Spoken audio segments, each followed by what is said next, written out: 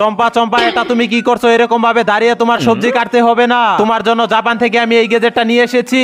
এটা ব্যবহার করে তুমি চাল ডাল পেঁয়াজ সবকিছুই গুঁড়া গুঁড়া করে ফেলতে পারবে। এ কি চম্পা, তো দেখি দরজায় পাড়া লাগিয়ে দিয়েছে। দাঁড়ায় এখনই কষ্টিপ লাগিয়ে দে। এটা কে করেছে রে? আমার জুতাটা তো ছিঁড়ে গেছে। দিদি দিদি, তুমি যদি এই আঠা ব্যবহার করো তাহলে তোমার সেরা জুতার সেলাই করা লাগবে না। বাহ, এই আঠা তো অনেকটা চমৎকার রে। কিউট ছেলে অথবা মেয়ে হলে লাইক করে যাবে।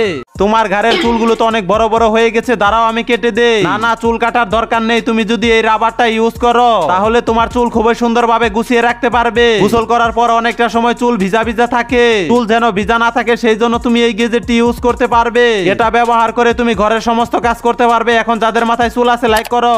দেখুন, যখন আমাদের অনেক বয়স হয়ে যায় তখন আমাদের হাঁটাচলা করতে অনেক কষ্ট হয়ে যায়। তার জন্য চায়না এই অসাধারণ হুইল চেয়ারটি বানিয়েছে। এটির সাহায্যে আপনি খুব সহজে বাসার মধ্যে চলাফেরা করতে পারবেন। এতে আপনার বৃদ্ধ বয়সের কষ্টটাও কম হবে। দেখুন, যখন আমাদের বাসার খাটের নিচে কিংবা সোফার নিচে ময়লা ঢুকে যায় তখন এগুলো বাইর করতে অনেক কষ্ট হয়ে যায়। তার জন্য চায়নার লোকেরা এই অসাধারণ গ্যাজেটটি বানিয়েছে। এটি আপনার যে কোনো কিছু নিচে লাগালে খুব সহজে ময়লাগুলো পরিষ্কার করতে পারবেন। এতে আপনার কষ্ট অনেক কম হবে। এবার এই ছবিটিকে ভালোবাসলে একটি লাইক করে চ্যানেলটিকে সাবস্ক্রাইব করে দিবেন।